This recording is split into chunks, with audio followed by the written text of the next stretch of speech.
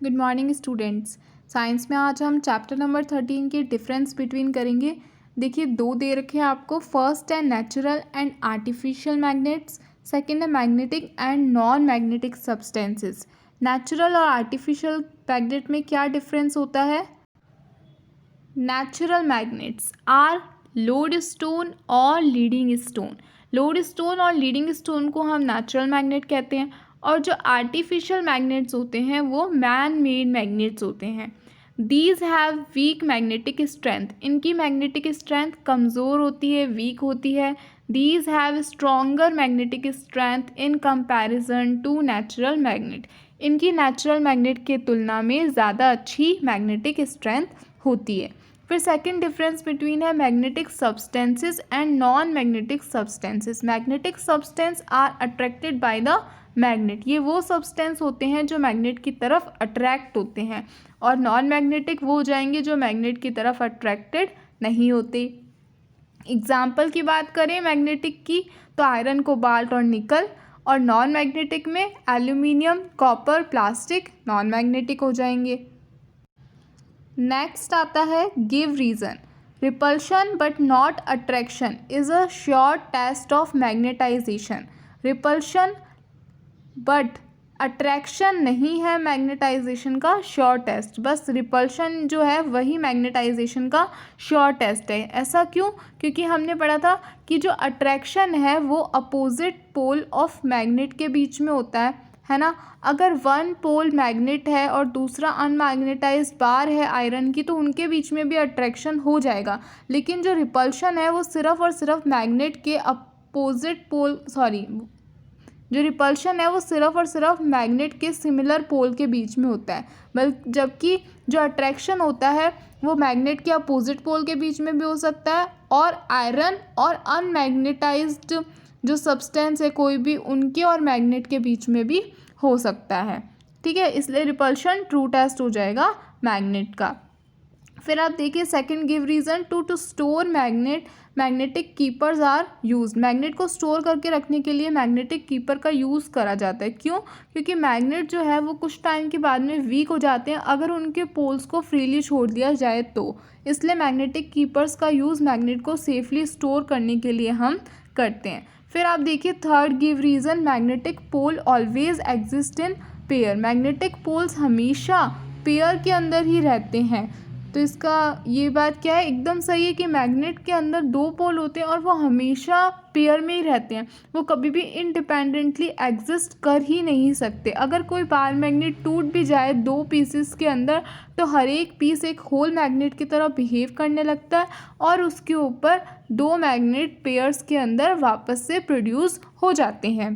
Question number 4, A freely suspended magnet point in the north south direction and not east west direction। एक freely suspended magnet जो है वो north south direction की तरफ हमेशा point out करता है, ईस्ट वेस्ट डायरेक्शन की तरफ नहीं करता। क्यों? क्योंकि एक मैग्नेट में दो पोल होते हैं, नॉर्थ पोल और south pole, which always follow, और वो हमेशा अर्थ के नॉर्थ पोल और साउथ पोल को ही फॉलो करते हैं। इसलिए फ्रीली सस्पेंडेड मैग्नेट रेस्ट में आने के बाद नॉर्थ साउथ डायरेक्शन के अंदर ही आकर के रुक जाता है।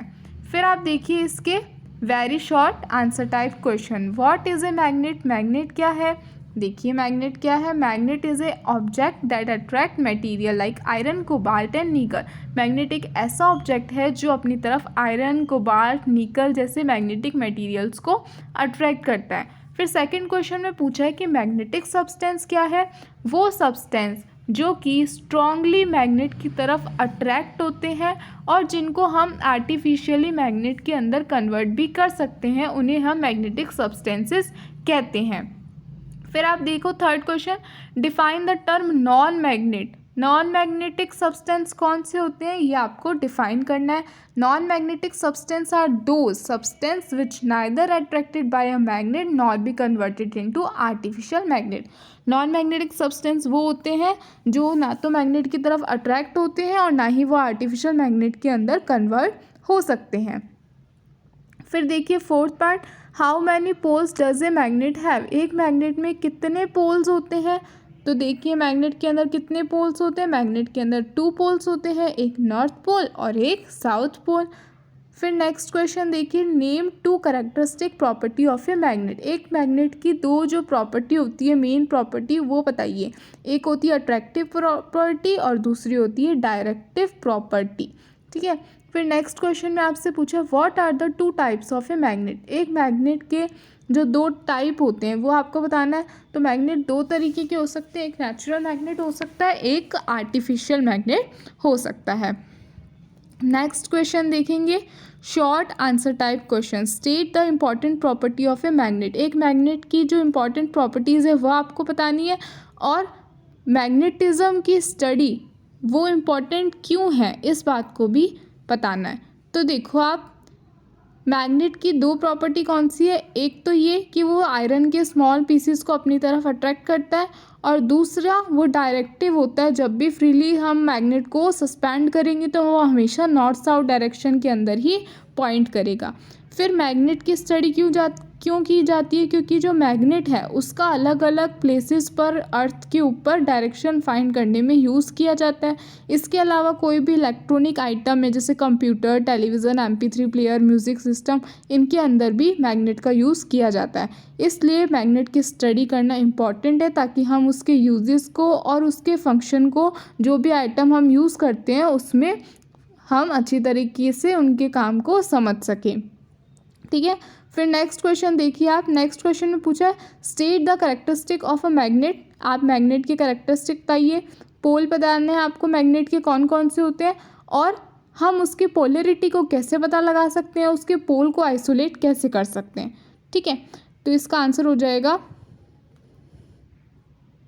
सेकंड क्वेश्चन है, what are the difference between iron and aluminium. Iron और एल्यूमिनियम में क्या डिफरेंस है आपको सेकंड क्वेश्चन में ये बताना है। देखिए, iron is a magnetic substance व aluminium is a non magnetic substance. Iron एक मैग्नेटिक सब्सटेंस है और एल्यूमिनियम एक नॉन मैग्नेटिक सब्सटेंस है।